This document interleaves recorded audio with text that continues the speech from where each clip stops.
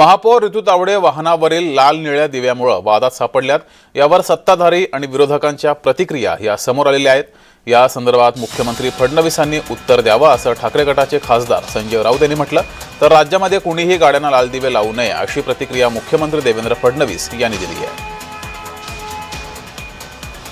असं की त्याच्यावरती महाराष्ट्राच्या मुख्यमंत्र्यांनीच बोलावं लागेल ना। आता मी कसं काय बोलणार? त्या मुंबईच्या महापौरात प्रथम नागरिक आहेत, त्यांचं स्वप्न असेल लाल दिव्यातून फिरण्याचं। प्रत्येकाचं स्वप्न असतं लाल दिव्यातून फिरण्याचं। पुण्या देशामध्ये फक्त एकच व्यक्ती लाल दिव्याच्या गाडीतून फिरते, ते म्हणजे नरेंद्र मोदी। लाल दिवा गाडीवर वगैरे नव्हता, पण बॉनेटच्या ठिकाणी त्या ठिकाणी लाल दिवा होता। त्याच्यात काही महापौरांचा दोष नाहीये। त्या संदर्भात राज्यामध्ये कोणीही लाल दिवे वापरू नयेत हा जुनाच आपला निर्णय आहे। त्यामुळे महापौरांना त्याची कल्पना आहे। मला असं वाटतं की विनाकारण त्यांना टार्गेट करण्याचा प्रयत्न आहे। अशा प्रकारे टार्गेट करणं योग्य नाही।